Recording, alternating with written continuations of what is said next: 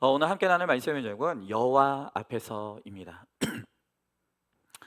한 부인 집사님이 시름에 잠긴 얼굴로 남편과 세상적인 이야기는 너무 잘 통하는데 영적인 이야기를 하면 전혀 통하지 않아요. 이 자신의 이야기를 나누셨습니다. 여러분, 이분의 남편은요, 부인이 원하는 건 다 들어준다고 합니다. 이제 부인이 소원이라고 하니까 주일 예배도 종종 나오는 거죠. 근데 문제는 뭐냐면 가정의 평화를 위해서 아내가 부탁하니까 나오긴 하지만 이 설교 시간만 되면 꾸벅꾸벅 조는 거죠. 근데 어느 주일에도 이제 실컷 졸다가 잠깐 깼는데 때마침 이 귀리에 들어온 설교 내용이 이 남편의 마음을 잔뜩 거슬렸다는 거야. 그러니까 집에 들어오는 내내 이제 부인 집사님은 그 말씀 가지고 꼬투리 잡고 괴롭히는 것이죠. 참, 그러니까 이 고린도 전서의 말씀에 보면 이 예수 그리스도가 어떤 사람에게는 생명의 향기인데 어떤 사람에게는 악취라 그랬거든요. 이게 신비인 거예요, 이게 진짜. 이 복음이 정말 신비입니다. 이 간증했던 우리 이 노처녀라고 그랬죠. 이 청년은 이게 정말 나팔 소리처럼 들리는 하나님의 음성으로 들렸다고 하는데, 그런데 이 남편 집사님에게는 너무 화가 나는 말도 안 되는 이야기로 들려요. 이 복음이 이렇죠. 그러니까 집사님은 이 답답한 거예요. 아니, 나는 이 말씀이 들리는데 도대체 내 남편은 같은 말씀을 들리는데 왜 이 복음이 안 들리는가? 평소에는 잘 통하는 남편이 이 교회 이야기만 나오면 벽창호가 되니까 정말 내 힘으로는 안 되는구나. 내가 애통해하면서 가야 되는 것이구나. 이걸 이 절감한다는 것입니다. 그러면서 이 남편과 영적으로 통하지 않아서 너무 외롭다는 거예요. 여러분, 이럴 때는 여호와 앞에서 외로움을 느끼는 게 맞는 거예요. 여러분, 세상 일에 서로 잘 통하면 뭐 합니까? 영적으로 통하지 않으면 그건 불통 관계인 거예요. 안 되는 거예요. 여러분, 그래도 오늘 이 집사님이 이런 상황에서 이 영적인 외로움을 느끼고 있기 때문에 이 가정은 소망이 있는 거예요. 근데 오늘 우리들 가운데서는 이 육적인 평안에 취해서 이 영적으로 소통이 안 되고 영적으로 세워지지 않은 것에 대한 애통함을 잃어버린 분들이 있다는 거예요. 큰일 나는 거예요. 여러분, 우리가 지난 말씀에서 영안이 어두워져가는 이삭의 모습을 보았습니다. 영적으로 늙어가는 거죠. 여러분, 정말 하나님 앞에서 한결같이 잘 산다는 게 정말 어려운 일인 것 같아요. 여러분, 그래서 오늘 본문을 통해서 하나님 앞에 우리의 삶을 정말 치밀하게 점검해 보기를 원합니다. 그리고 오늘 이삭의 편견과 편애가 이 가정에 어떤 결과를 낳는지 오늘 우리가 그것을 좀 한번 살펴보도록 하겠습니다. 자, 먼저 첫 번째로 이삭의 편견과 편애로 말미암아 부부간의 대화가 단절되더라는 거예요. 자, 오늘 5절부터 10절의 말씀에 보니까 이삭이 그의 아들 에서에게 말할 때 리브가가 들었더니 에서가 사냥하여 오려고 들로 나가매 리브가가 그의 아들 야곱에게 말하여 이르되 내 아버지가 내 형 에서에게 말씀하시는 것을 내가 들으니 이르시기를 나를 위하여 사냥하여 가져다가 별미를 만들어 내가 먹게 하여 죽기 전에 여호와 앞에서 내게 축복하게 하라 하셨으니 그런즉 내 아들아 내 말을 따라 내가 내게 명하는 대로 염소떼에 가서 거기서 좋은 염소 새끼 2마리를 내게로 가져오면 내가 그것으로 내 아버지를 위하여 그가 즐기시는 별미를 만들리니 내가 그것을 내 아버지께 가져다 드렸어 그가 죽기 전에 내게 축복하기 위하여 잡수시게 하라 그랬습니다. 자, 이제 지금 이삭은 에서에게 축복하려고 합니다. 그런데 리브가는 그 이야기를 엿듣고 술수를 써서 자신이 사랑하는 야곱에게 축복을 받게 하려고 하는 것이죠. 여러분, 이 리브가는 이 믿음의 배우자를 만난 것서 고향 친척 아버지 집을 용감하게 떠난 대단한 여인입니다.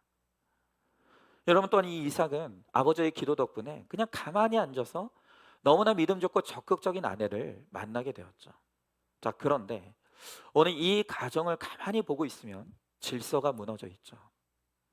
영적 가장으로 세워져 있어야 될 이삭이 가장의 역할을 하지 못해요.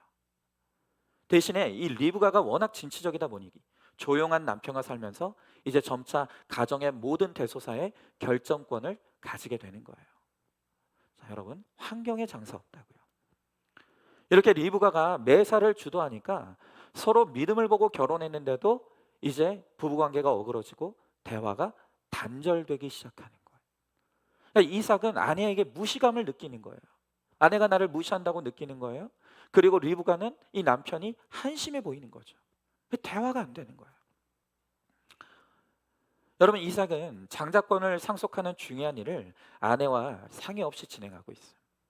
그리고 리브가는 그걸 엿듣고 남편을 속여서라도 자신이 원하는 걸 가지려고 하는 거예요. 자, 여러분, 이미 여기서 보면 이 부부관계는 심각한 병이 들어있다는 걸 우리가 짐작할 수 있는 거예요. 이미 경고 사인이 여러 차례 울렸을 거예요. 여러분, 에사는 우리가 지금 보았던 것처럼 지금 장자의 명분을 고작 죽 한 그릇에 팔아먹었어요. 그리고 이방 여인과 결혼하여서 부모를 근심케 하고 있어요. 무엇보다 에서는 이 남편으로서 이방인 아내들을 온전하게 다스리고 있지 못하는 거예요. 그렇죠. 믿음에 관심이 없는데 뭐가 되겠습니까? 여러분, 이삭은 에서가 이런 영적인 문제가 있다는 걸 분명히 알고 있었어요. 그런데 이 문제에 대해서 아내 리브가와 한마음 한 언어가 되지 못하고 있어요. 그러니까 지금 이 큰아들에 대한 맹목적인 편애가 있으니까 대화가 안 돼요. 대화로 풀 수가 없는 거예요. 여러분, 이런 것을 보면 모르겠어요. 육적으로 한마음이 되는 것도 참 어렵긴 하지만 이 영적인 교제가 활발하게 이루어지는 부부관계, 이게 참 힘든 것 같아요. 여러분, 아브라함과 사라의 가정에도 또 이삭과 리브가의 가정에도 위기가 있는 거예요. 믿음의 가정인데. 자, 그런데 우리 한번 생각해 보자고요. 이삭은 평생 살면서 리브가 한 아내만 취했어요. 아주 모범적이었어요. 근데 아브라함은 부인을 셋이나 얻어들였어요. 여러분이 볼 때는 이삭이 좋은 남편이에요? 아니면 아브라함이 좋은 남편이에요? 누구예요? 여러분, 정답은 그분이에요. 그죠? 생각해 보세요. 여러분, 세 명의 여자와 살았어도 적어도 아브라함은 마지막에는 이 아내 사라가 최고의 아내라, 가장 최고의 아내라는 것을 이 아브라함이 깨달았다고요. 여러분, 그러나 그에 비해 이삭은 한 아내 리브가하고만 살았지만 한 평생을 두고 이삭과 말이 통하지 않았어요. 재미가 없어요. 한 평생. 그러니까 여러분, 별 인생이 없는 거예요. 누가 더 낫다 할 게 없는 거예요. 제가 아브라함과 이삭이니까 그분이라 그랬지만 그놈이 그놈인 거예요. 여러분, 그러므로 언제나 우리 인생의 주제는 여호와 앞에서예요.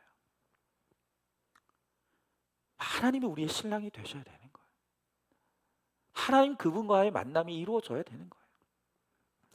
여러분, 별 인생이 없기에 내게 주신 남편과 아내는 나에게 가장 알맞은 사람이에요. 그러니까 우리가 족한 줄로 알고 감사해야 되는 거예요. 자, 여러분, 이삭과 리브가가 이렇게 대화가 단절됐어요. 여러분, 어떻습니까? 여러분, 좀 괜찮으십니까? 예배당에 같이 앉아 있지만 말이 안 통하는 부부들 많을 거예요. 강한삼 목사님이 쓰신 가정에 관한 칼럼이 있습니다. 강한삼 목사님은 이 부부간의 대화를 가로막는 원인 제공자는 바로 그 당사자 부부 자신이라고 말하는 거예요. 여러분, 우리 가정에 보면 우울증 증세를 보이는 아내가 있는가 하면 자존감이 낮은 남편도 있어요. 또 위기관리 능력이 부족한 남편이나 결벽증이 심한 아내들이 있다는 거예요. 그러니까 무슨 말이냐면 어떤 가정도 완벽한 가정, 어떤 부부도 완벽한 부부는 없다. 여러분, 겉으로 보기에 뭐 우리가 막 전설처럼 여기는 그런 부부들 있지 않습니까? 막 최수종, 하이라, 뭐 현, 정혜영. 여러분, 속지 마십시오. 그 속으면 안 되는 거예요. 그 안에 들어가 보지 않은 이상 그 가정에서 무슨 일이 일어나는지는 그냥 부부만 아는 거예요. 완벽한 가정이 없다고요. 여러분, 하지만 부부가 서로 다름을 인정하고 이해한다면 분명히 행복한 가정이 될 수가 있다는 거죠. 여러분, 특별히 이 강한삼 목사님은 많은 약점에도 불구하고 아내의 머리인 남편이 항상 정직하고 솔직한 모습을 보여준다면 이 부부 문제의 상당 부분이 해소될 수 있다라고 말하고 있는 거예요. 여러분, 우리 아내들이 남편에게 원하는 건 단 한 가지예요. 우리 남편들이 마음을 열고 솔직하게 대화하는 거예요. 진솔한 모습을 보여주는 거예요. 좋은 것이든 나쁜 것이든 강한 것이든 약한 것이든 함께 나누면서 소통하기를 원하는 거죠. 여러분, 그렇다고 우리 남편들만 노력한다고 가정의 행복이 이루어지는 건 아니죠. 여러분, 우리 남편들이 원하는 건 무엇이라고 했습니까? 우리 남편들은 아름다운 아내를 원한다 그랬어요. 남자는 눈에 보이는 것에 약해요. 왜요? 남자는 이 재질이 흙이라 그랬죠. 짐승과 재료가 똑같다고요. 그러니까 여러분, 남녀를 차별하는 게 아니에요. 창조 원리가 그렇다라는 거예요. 아니, 근데 제가 보니까 여자들은 맨날 저는 남자 얼굴 안 봐요. 다 뻥이더라고요. 여자들도 외모 우상 엄청나더라고요. 근데 여러분, 이게 남자들이 아름다운 여자를 원한다, 아름다운 아내를 원한다, 그 말은 이 모델처럼 예쁜 여자를 가리키는 게 아니래요. 그보다는 남편이 사랑했던 그 처음 모습 그대로 살고자 하는 노력하는 그런 아내를 원한다.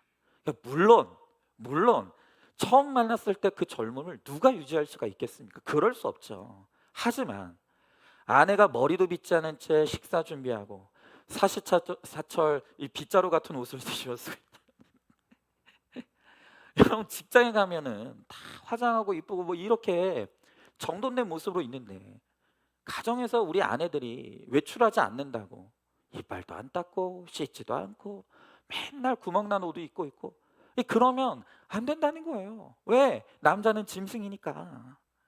여러분, 솔직한 남편, 아름다운 아내가 이렇게 부부 사랑의 열쇠라는 거죠. 여러분, 그러나 더 나아가 이 강한삼 목사님은 이 부부가 자기 죄를 보는 것이야말로 가장 중요하다고 말하는 거예요. 여러분, 각자가 자기의 죄를 보며 이 인생의 목적을 알아야 서로에 대한 이해를 다할 수 있게 된다라고 말하는 것이죠. 여러분, 아무리 아내가 팔등신 미녀라도, 또 남편이 아무리 성실하고 돈을 잘 벌어준다 하더라도 시간이 갈수록 친밀감을 잃어가는 것은 이 부부 사이에 고백하지 않고 용서받지 못한 죄가 도사리고 있기 때문이라는 거예요. 여러분, 여기서 죄라는 것은 꼭 간음이나 폭력, 뭐 사기와 같은 거창한 죄만을 말하는 게 아니에요. 부부 사이에 정직하지 못하고 감추면서 이 거짓말하는 게 일상적인 습관으로 자리 잡은 부부는 절대로 친밀해질 수가 없다는 거죠. 여러분, 왜 우리가 항상 이 죄를 보라고 말합니까? 이 자기 죄를 보는 것이야말로, 그리고 부부간에 서로 자기 죄를 고백할 수 있는 이 부부 사이야말로 가장 사랑받고 사랑하고 사랑받을 수 있는 비결이기 때문이라는 것이죠. 여러분, 부부가 서로 죄인임을 고백하고 인정할 때 거기서 친밀함이 일어나고 사랑이 일어나게 되는 거죠. 근데 사실 진짜 어려워요. 정말 어려운 일이에요. 여러분, 부부 사이이기 때문에 오히려 서로 죄 고백하는 게 너무 어렵죠. 여러분, 그렇기 때문에 우리의 고백을 도와줄 수 있는 믿음의 공동체, 이 목장이 정말로 필요한 거예요. 여러분, 부부가 함께 목장에 와서 지체들이 나누어주는 죄 고백을 듣고, 또 성령께서 그 안에 역사하셔서 이 남편도 아내도 이 죄를 고백하면 비로소 그것을 통해서 이 부부 사이가 회복이 일어나는 거죠. 누구나 마찬가지입니다. 나는 이거 무덤까지 갖고 갈 거야. 은밀한 죄가 우리 가운데 분명히 있어요. 내 힘으로는 고백할 수 없어요. 그러나 목장 안에서 다른 지체들이 정말로 하나님의 은혜로 고백하는 그 솔직한 나눔을 듣고 가다 보면 저절로 우리 안에 용기가 생기는 거예요. 저 사람이 저런 고백을 하는 걸 보면 나도 할 수 있겠구나. 우리가 서로를 통해서 그럴 이 고백할 수 있는 힘이 생기는 것이죠. 근데 여러분, 가만히 보면요, 그냥 둘이 먹고 살만하다고, 그냥 이만하면 살만한 부부라고 예배 출석만 딱 하고 목장에 안 가는 정말 그런 가정들 많습니다. 여러분, 믿음의 공동체에 속하지 않으면요 정말 헛것인 거예요. 여러분, 아까 서두에도 말씀드렸지만 육적인 대화가 통한다고 그게 좋은 부부가 아니라고요. 여러분, 부부간의 영적인 대화가 안 된다면 거기서 애통함이 느껴져야 되는 거예요. 가슴을 치는 답답함이 느껴져야 돼요. 그래야 그 가정에 소망이 있는 것입니다. 자, 한번 질문해 봅니다. 부부간의 대화가 잘 통합니까? 부부간에 주로 어떤 대화를 하십니까? 세상 이야기로는 밤새고 수다를 떨면서 믿음의 이야기만 나오면 서로 꿀먹은 벙어리가 되고 있지는 않습니까? 우리 부부는 서로 정직합니까? 부부와 함께 목장에서 죄를 고백하고 있습니까? 자, 두 번째로 이렇게 편애의 문제가 있으니까 하나님께 집착하게 되는 거예요. 자, 여러분, 지금 이 이삭과 리브가는 부부간에 문제가 있어요. 대화가 되지 않아요. 그러니까 이삭도 리브가도 자기 식대로 자기 마음대로 예수를 믿기 시작하는 거예요. 여러분, 오늘날 이 빗나간 신앙에 대해 지적하시는 한 목사님의 인터뷰 기사를 읽은 적이 있어요. 이 목사님이 말하기를 유물론과 자연주의가 신앙과 결합해서 기복주의를 낳았고, 기복주의는 의처증처럼 하나님께 집착하는 신앙을 낳는다는 거예요. 여러분, 정말 우리의 신앙을 점검해 봐야 돼요. 여러분, 의처증은 병이지 신앙이 아니에요. 근데 우리가 말끝마다 하나님을 부르짖는 사람을 보면 우리가 겉으로 보기에는 저 사람 신앙 되게 좋구나 라고 생각하겠지만, 여러분, 그것이 믿음이 아니라 사실은 하나님을 향한 집착이고 하나님을 수단 삼아서 자기 목적을 이루려고 하는 죄일 수 있다는 거예요. 그렇게 자기 마음대로 예수를 믿는 사람들이 있다는 거예요. 그런데 여러분, 오늘 이 리브가가 꼭 그런 집착적인 신앙의 형태를 보이고 있는 거예요. 그게 뭡니까? 하나님의 이름을 들먹이면서 결국엔 자기 욕심을 정당화하고 자기 욕심을 이루려고 하는 거예요. 여러분, 이 리브가가 하나님의 뜻에 대해서 잘 알고 있었어요. 누가 영적인 장자인지도 깨달았어요. 근데 그러면 뭐예요? 막상 하나님의 뜻을 실행에 옮길 때는 그냥 세상 사람들보다도 더 악한 방법들과 수단들을 사용하는 거예요. 여러분, 똑똑한 데다가 힘이 있고 결단력이 있다 보니까 하나님께 순종하는 게 아니라 자기가 하나님을 앞서요. 하나님의 방법이 아닌 자기 방법을 앞세우는 거예요. 그러면서 말끝마다 뭐라고 합니까? 이게 하나님의 뜻이야. 이게 하나님이 기뻐하시는 거야. 잘못된 수단과 방법을 하나님의 이름을 들먹이며 정당화하는 거죠. 여러분, 오늘 6절의 말씀에 보니까 리브가가 그의 아들 야곱에게 말하여 이르되 내 아버지가 내 형 에서에게 말씀하시는 것을 내가 들으니 이르시기를 그랬습니다. 여러분, 여기서 이 그의 아들 야곱은 원어로 말하면 사랑하고 사랑하는 그녀의 아들 야곱이라는 뜻이에요. 그러니까 여러분, 이삭만 편애하는 게 아니에요. 리브가도 끔찍하게 야곱을 편애하는 거예요. 그러니까 이 리브가에게는, 그러니까 야곱이 축복받는 것만 중요한 거예요. 믿음을 떠나 있는 큰아들 에서에 대한 애통함은 없는 거죠. 여러분, 이삭도 이전에 이 에서를 향해서 내 아들아 다정하게 불렀죠. 그러니까 각자 부모가 지금 찢어진 거예요. 찢어져 버린 거예요. 각자 사랑하는 아들이 다른 거예요. 여러분, 이삭이나 리브가나 똑같이 자녀에게 집착하면서 갈등 구조로 몰아가는 것이죠. 오늘 9절부터 7절의 말씀에 보니까 나를 위하여 사냥하여 가져다가 별미를 만들어 내게 먹게 하여 죽기 전에 여호와 앞에서 내게 축복하게 하라 하셨으니 그런즉 내 아들아 내 말을 따라 내가 내게 명하는 대로 염소떼에 가서 거기서 좋은 염소 새끼 2마리를 내게로 가져오면 내가 그것으로 내 아버지를 위하여 그가 즐기시는 별미를 만들리니 그랬습니다. 여러분, 이 리브가는 야곱이 영적 장자가 될 것이라는 하나님의 뜻을 깨닫긴 했어요. 그런데 그냥 딱 거기까지. 리브가는 야곱이 아버지의 축복을 하기 위해서 온갖 부정한 방법을 동원하는 거예요. 여러분, 우리가 하나님의 뜻이 몰라서 순종하지 못하는 게 아니에요. 여러분이 지금 한 주간에도 드리는 예배가 얼마나 많습니까? 여러분이 듣는 말씀이 얼마나 많습니까? 여러분, 솔직히 그렇잖아요. 우리 교회 설교만 듣습니까? 아니잖아요.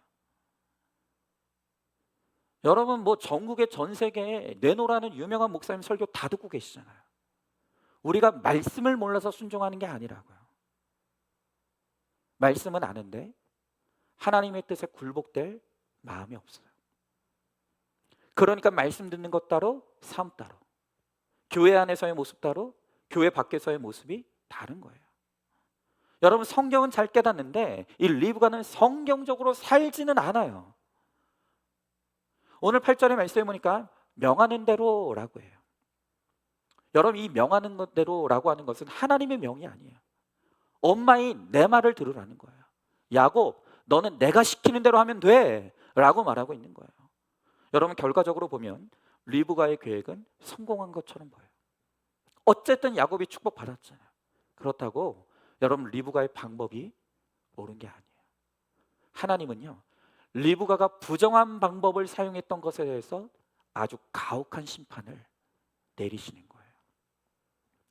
여러분, 이삭이 그랬듯 리브가도 자기가 왕노릇하려고 해요. 자기 힘으로 하나님의 약속을 이루어낼 수 있다고 믿는 거예요. 그러니까 이 리브가도요, 여호와 앞에서 자기 자아가 죽지 않았어요. 자기 힘이 빠지지 않았어요. 여러분, 내 수단과 방법대로 안 하면 하나님의 뜻이 이루어지지 않습니까? 아니에요. 아니라고요. 리브가가 잠잠히 기다리며 하나님이 일하심을 바라봤다면 하나님은 어떤 기가 막힌 방법을 통해서라도 결국 야곱을 영적 장자로 세우셨을 거예요. 근데 그걸 믿지 않아요. 기다리지 않은 거예요. 여러분, 잠언서 3장 6절의 말씀에 보면 너는 범사의 그를 인정하라. 그리하면 내 길을 지도하시리라 그랬어요. 범사예요. 야, 이런 일도 하나님이 하실 수 있을까? 라고 생각하는 그 일에조차도 하나님을 인정하고 하나님의 길을 따르라는 거예요. 그러면 하나님께서 반드시 이루어 주신다는 거예요. 여러분, 이 리브가의 문제는 뭡니까? 말씀을 알았다니까요. 하나님의 뜻을 알았다니까요. 순종하지 않아요. 그 삶 가운데서 하나님을 인정하지 않는 거예요. 자기가 주인 노릇하고 하나님 노릇하면서 자기 몸에 힘을 주고 자기 힘대로 자기 방법대로. 여러분, 하나님의 뜻을 이루겠다고 하면서 리브가는 온갖 부정한 방법들을 다 동원하고 있어요. 쉽게 말하면 성전 건축을 위해서라면 뇌물 받아도 상관없다는 거예요. 내 몸을 팔아서라도 헌금하겠다는 거예요. 무슨 상관이냐는 거예요. 세상에서 온갖 부정한 방법으로 돈을 벌고 그것으로 11조를 드리면서 나는 11조 신앙인이라고 그렇게 말하는 거예요. 여러분, 그런 재물을 하나님이 기뻐 받으시겠습니까? 그러니까 하나님의 일은요, 결과만 중요한 게 아니에요. 과정도 중요해요. 이삭과 리브가가 전혀 말이 통하지 않는데 어떻게 그 집에 이 영적 후사가 세워질 수가 있겠습니까? 여러분, 부부가 이 편견에 쌓여서 자식을 편애하면 부부간에 하나 될 수 없을 뿐더러 자녀들도 화목할 수 없다는 것을 반드시 기억하시기 바랍니다. 여러분, 말씀드렸죠. 어떤 분들은 내가 남편에게 받지 못하는 사랑, 아내에게 받지 못하는 인정을 자식에게서 얻으려고 해요. 그래서 부부관계가 안 좋으면 그때부터 모든 애정과 정성과 물질을 다 자녀에게 쏟는 거예요. 여러분, 그런데 그걸 자녀들이 얼마나 부담스러워하는 줄 아십니까? 우리 자녀들이 원하는 건 뭐냐면요, 나한테 잘해주는 게 아니에요. 그냥 부부가 서로 사랑하고 싸우지 않는 게 자녀들이 간절히 원하는 거예요. 여러분, 부부가 부부 싸움을 하면요, 자녀들은요, 그게 마치 전쟁터에서 폭탄이 터진 것 같은 엄청난 불안감을 느낀다는 거예요. 여러분, 제가 일전에 저희 아내랑 식탁에서 좀 언쟁이 벌어졌어요. 저희 별로 안 싸워요. 근데 언쟁이 벌어졌다. 막 뭐 물건을 집어던진 것도 아니에요. 막 큰 소리 친 것도 아니에요. 잠깐 언쟁이 벌어졌어요. 근데 애들이 잔뜩 오는 거야. 나중에 가정예배 때, 야, 너 엄마 아빠가 식탁에서 좀 말다툼을 했는데 그때 마음이 어땠어? 라고 했더니 저희 큰아들이 뭐라고 하냐면 이혼할까 봐 무서웠대요. 아니, 맨날 싸우는 것도 아니고 어쩌다 그냥 잠깐 언쟁한 것뿐인데 거기에도 아이들은 부담감을 느끼면서 저렇게 싸우다가 이혼하면 어떡하지? 그 불안을 느낀다는 거예요. 근데 여러분, 생각해 보세요. 허구한 날 싸워요. 허구한 날 욕설과 그냥 물건이 막 왔다 갔다 해요. 그러면 아이들은 내면에 어떤 걸 느낄까? 그러니까 애들이 바라는 건 나한테 잘해주는 게 아니라고요. 그냥 제발 두 사람이나 싸우지 말라 이거예요. 두 사람이 서로 사랑하면 그게 자녀에게 줄 수 있는 최고의 선물이라는 거예요. 근데 그것도 모르고 맨날 싸우면서 자녀를 불안하게 만들면서 다 너를 위한 거야 라고 하면서 물질, 정성, 애정을 쏟으면 그 자녀들이 그걸 좋아할 것 같습니까? 모르는 거예요, 이걸. 그런데 이삭과 리브가가 그 짓을 하고 있는 거예요. 여러분 한번 질문해 봅니다. 말끝마다 하나님을 찾지만 실상 하나님께 집착하는 신앙은 아닙니까? 하나님을 수단 삼아 어떤 문제를 해결하려고 하고 있습니까? 자, 두 번째로 이 구체적인 계교를 내고 있습니다.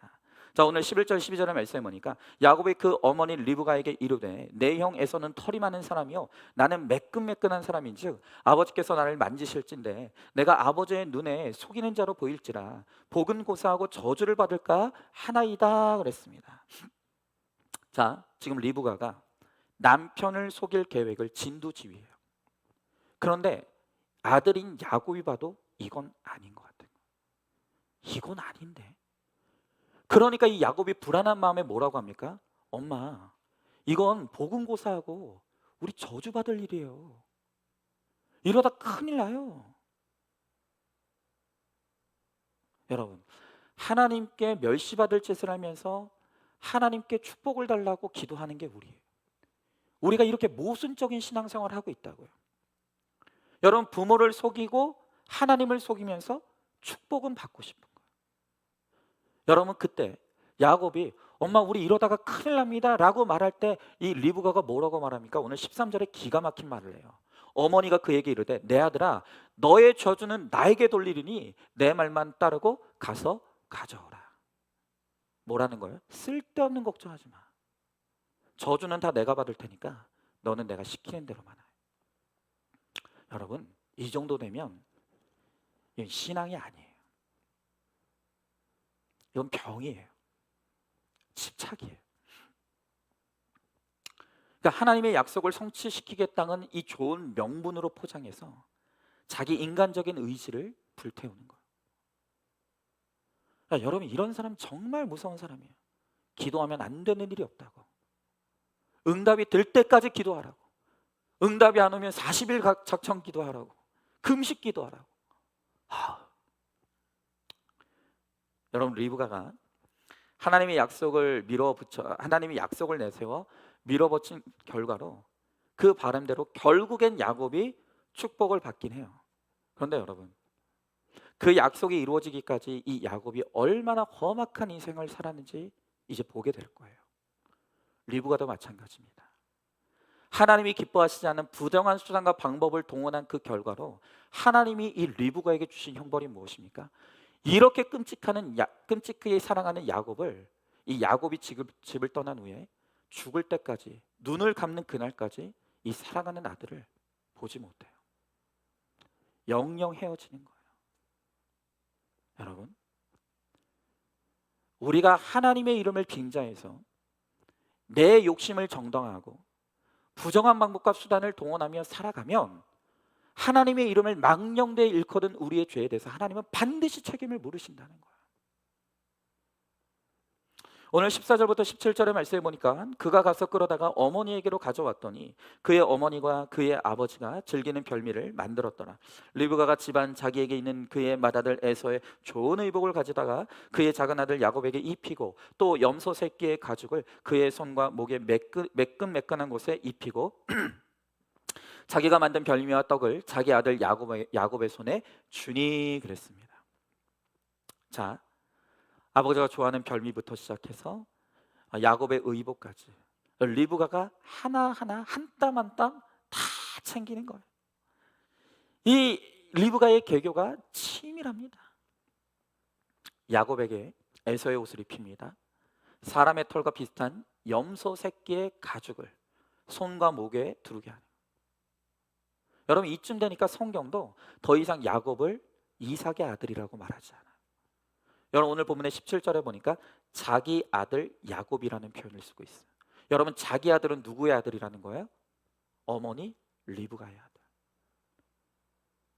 야곱은 리브가의 아들. 야곱은 리브가의 소유물인 거예요. 자, 리브가의 계교로 마침내 야곱은 장자의 축복을 받아요. 그러나 에서는 신앙에서 더 멀어졌고 자손들은 서로 대적하게 돼요. 다시 말씀드려요. 목적이 아무리 좋다고 해도 하나님의 방법대로 하지 않으면 주님이 함께하지 않으세요.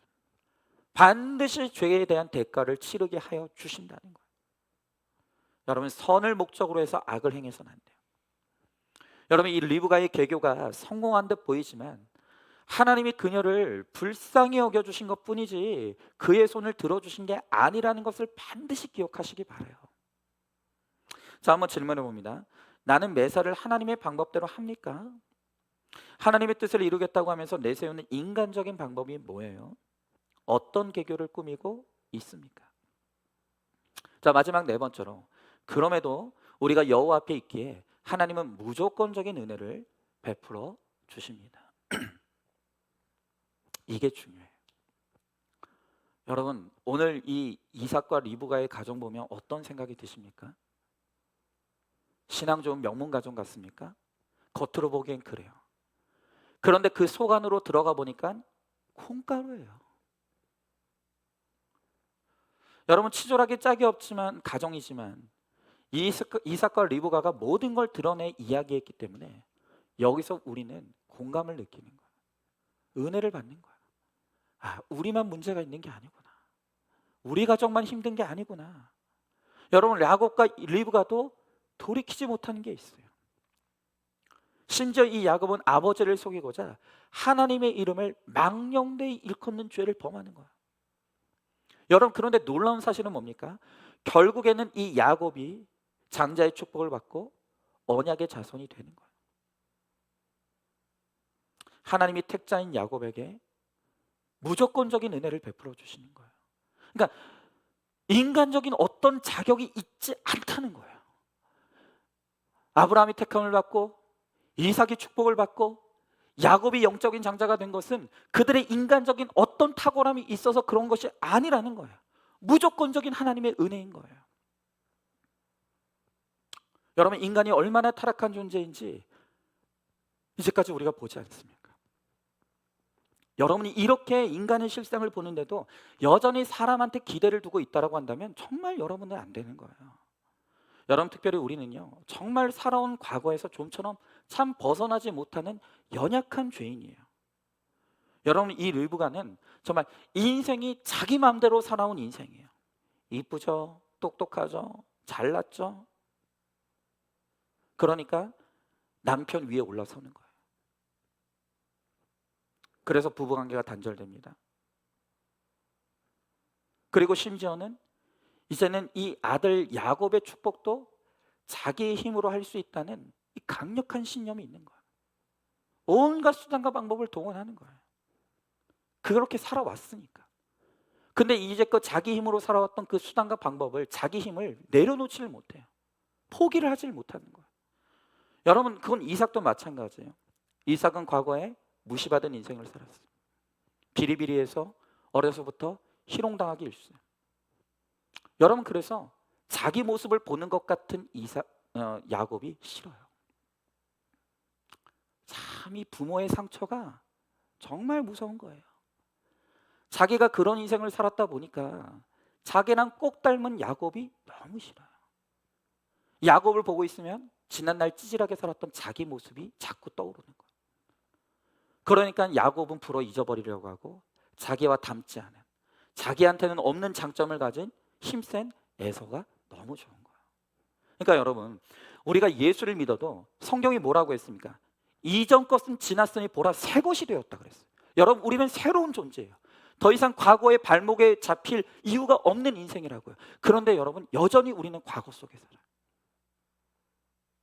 나의 상처에 매여 살고 나의 열등감에 매여 사는 거예요. 그리고 과거의 습관대로 끊임없이 악을 행하며 살아가는 거죠. 그러니까 여러분, 우리에게 선한 게 하나도 없어요. 선한 게 없어요. 그러나 놀라운 것은 성격이 불같아도 유약해도 악하고 죄가 많아도 여호와 앞에서 살면, 여호와께 붙어만 있으면, 주님 안에 거하기만 하면 주님은 무조건적인 은혜를 베풀어 주신다는 거예요. 여러분, 비록 야곱이 정말 그 인생이 깨어져 나가기까지 고난 바가지였지만 그는 결국엔 여호와 앞에 살았기 때문에 약속의 자녀가 됐어. 영적 장자가 되었어. 하지만 여호와를 떠난 에서는 잘 먹고 잘 사다가 그의 인생의 결론은 지옥이 됐다는 거예요. 여러분, 험악한 인생이라도 여호와 앞에 살아가는 것이, 여호와를 떠나지 않는 것이, 여호와께 붙어만 있는 것이 목적이 돼야 되는 거예요. 그런데 에서는 인생의 목적이 잘 먹고 잘 사는 것이 되니까 도무지 영적인 것에 관심이 없어요. 결국엔 하나님을 떠나는 거예요. 지옥 가는 거예요. 여러분, 오늘 우리 가정에 소망이 없다고 생각하십니까? 오늘 우리 가정도 콩가루라고 생각하고 있습니까? 여러분, 그러나 여전히 소망이 있어요. 오늘 이 가정 보십시오. 이삭은 영안이 흐려져요. 리브가는 자기 열심이 내려지지 않아요. 에서는 믿음에 관심이 없고 야곱은 소심하기 짝이 없어요. 이런 콩가루 집안이 어딨냐고요.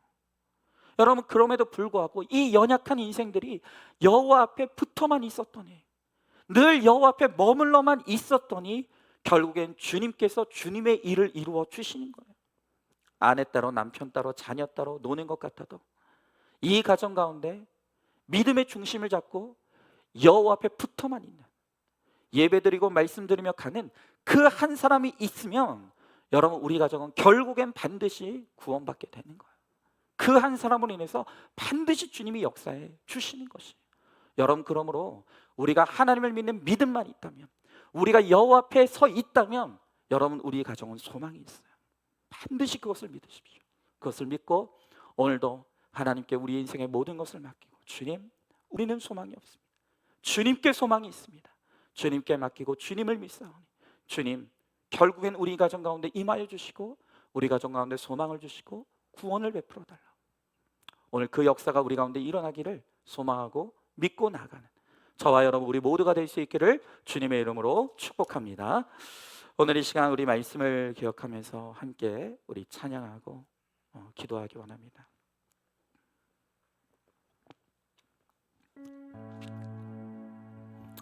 여러분, 정말 인간은 기대할 대상이 아니에요.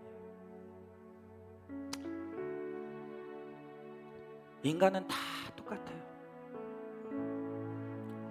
여러분, 아브라함의 가정, 이삭의 가정, 우리가 성경을 제대로 보지 못할 때는, 그냥 겉으로만 볼 때는 믿음의 가정이다, 너무 좋은 가정이다.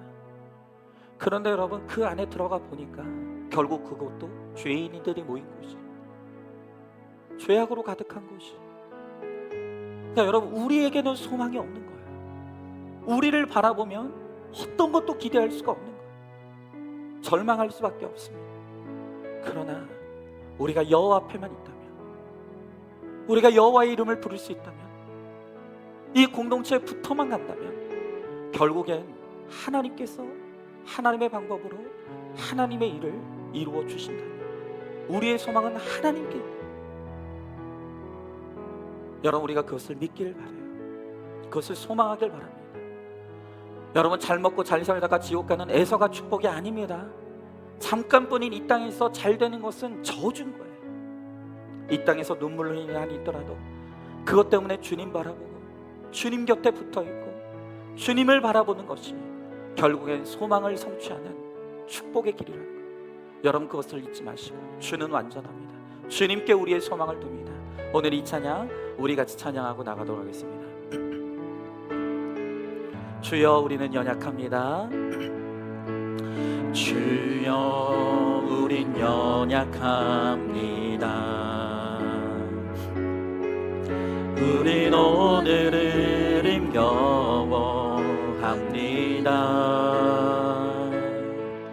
주 뜻 이루며 살기에 부족합니다.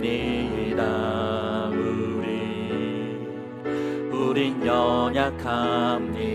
그렇습니다. 주여, 우린 넘어집니다. 주여, 우린 넘어집니다. 오늘 하루 또 실수합니다.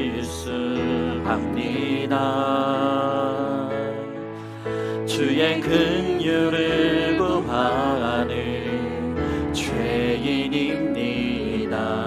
우리 주만 바라봅니다. 한없는 주님의 은혜, 한없는 주님의 은혜 온 세상 위에 넘칩니다. 가릴 수 없는 주 영광 온 땅 위에 충만합니다. 주님만이 길이 오니 우린 그 길 따라갑니다.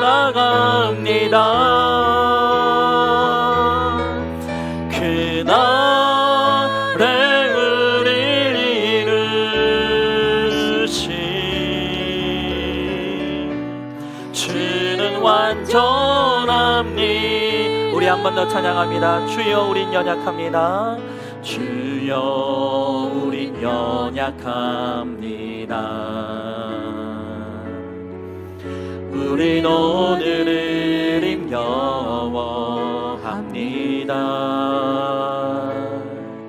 주 뜻 이루며 살기엔 부족합니다.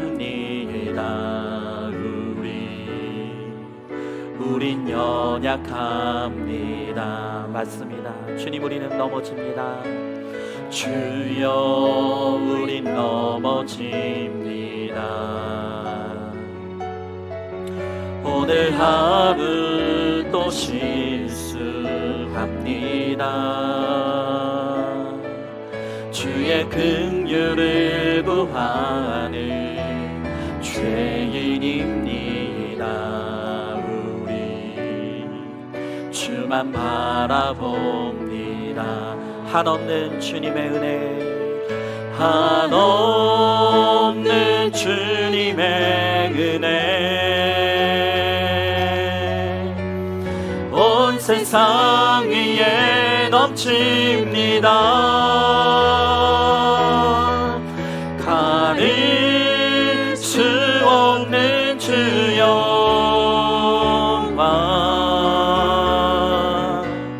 온 땅 위에 충만합니다.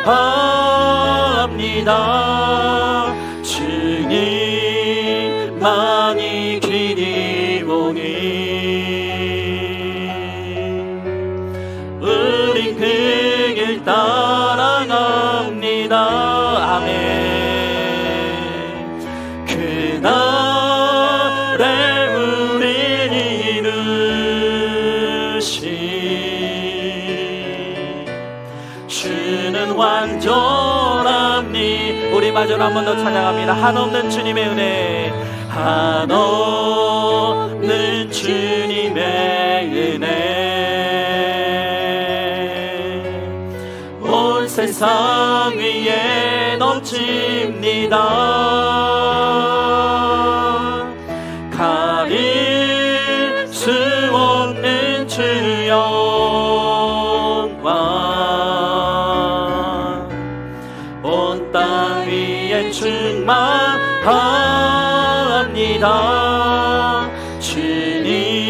주님만이 길이 오니 우린 그 길 따라갑니다.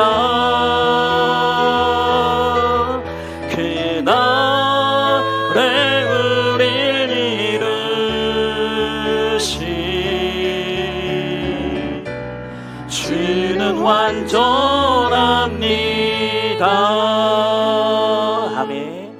여러분, 정말 우리 가정은 소망이 없습니다. 우리의 힘으로는 꿈쩍도 하지 않습니다.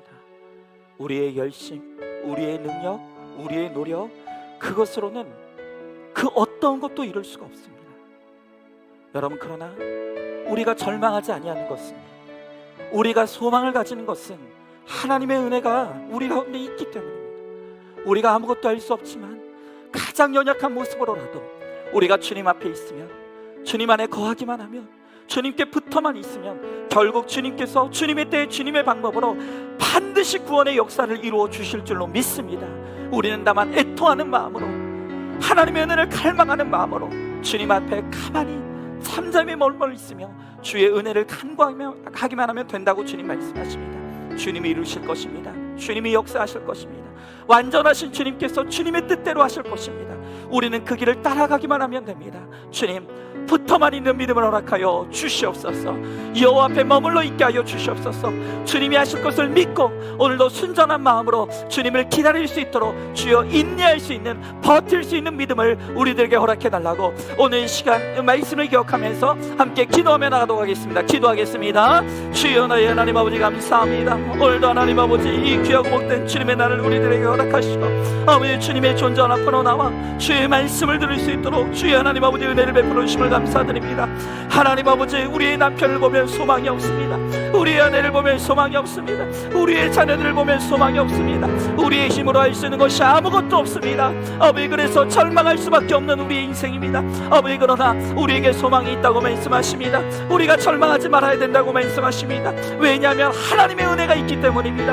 하나님이 살아계시기 때문입니다. 주여 하나님 아버지, 우리로서는 절망할 수밖에 없지만 우리의 힘으로는 아무것도 할 수 없고 우리에게는 방법이 없지만 하나님 아버지, 주님은 전능하시며 주님은 은혜로우시며 주님은 완전하신 하나님이시오니 우리가 그 완전하신 하나님을 믿고 오늘도 하나님 아버지 주님 안에 거하게 하여 주시옵소서. 여호와 앞에 있게 하여 주시옵소서. 하나님 주님을 따라가게 하여 주시옵소서. 그래서 하나님 아버지, 우리가 순전한 믿음으로 주님을 기다리며 아버지 주님 안에 머물러 있을 때, 아버지 믿음으로 잘 인내하고 머물러 있을 때 주님께서 주님의 때 주님의 방법으로 이루시는 주님의 놀라운 구원의 역사가 우리의 삶 가운데 이루어질 수 있도록 주여 하나님 아버지 함께하여 주시옵소서. 오늘도 이 소망으로 위로받고 일어날 수 있도록 주여 함께하여 주시옵소서. 믿습니다. 감사합니다. 아멘. 하나님 감사합니다. 오늘도 절망할 수밖에 없는 우리를 이 말씀의 자리로 불러주시고 우리의 소망의 이유를 알게 하시며 깨닫게 하신 하나님 아버지, 주님의 귀한 사랑과 은혜를 감사드립니다. 하나님, 우리의 남편을 보면 도저히 변하지 않을 것 같습니다. 내 아내를 보면 너무나 답답합니다. 우리의 자녀들을 보면 눈물이 나옵니다. 아무리 내 힘으로 해보려고 해도, 아무리 내 방법을 써봐도 그것으로는 아무것도 되어지지 않고 아무것도 변하지 않는 현실 속에서 우리는 절망할 수밖에 없습니다. 하나님, 그러나 오늘 우리에게 소망이 있다고 말씀하십니다. 오직 우리의 소망은, 우리의 방법은 바로 살아계신 하나님 아버지라고 오늘 우리들에게 말씀하여 주십니다. 하나님, 나는 알 수 없지만 완전하신 주님, 온전하신 주님, 은혜로우신 주님께서 반드시 주님의 역사를 이루어 주실 줄로 믿습니다. 하나님, 오늘도 우리가 주님께 소망을 두고 여호와 앞에 머물러 있게 하여 주시옵소서. 믿음의 공동체에 붙어만 가게 하여 주시옵소서. 하나님, 인내하고 기다릴 수 있는 믿음을 우리들에게 허락하여 주시옵소서. 그래서 마침내 주님의 때 주님의 방법으로 주님이 이루시는 주님의 구원의 역사를 바라보는 우리 모두가 될 수 있도록 우리 가운데 함께 하여 주시옵소서. 비록 낙심하여 이 자리에 찾아왔으나 오늘 이 말씀으로 위로와 힘을 얻고 다시 일어나 우리의 사명의 자리, 우리의 가정으로 힘있게 돌아갈 수 있도록 주님 우리 가운데 함께하여 주시옵소서. 믿사오며 사랑이 많으신 우리 예수님 이름 받들어 기도 드리옵나이다. 아멘. 이제는 우리 주 예수 그리스도의 은혜와 하나님의 사랑과 성령의 교통하심이 나는 알 수 없으나 주님이 모든 것을 이루시는 것을 믿고 여호와 앞에 잠잠히 머물러 있으므로 마침내 주님이 주님의 때 주님의 방법으로 이루시는 구원을 바라보고 구원을 체험하고 구원을 누리기를 작정하는 사랑하는 모든 성도들 머리 위에 이제로부터 영원토록 함께 계실지어다. 아멘.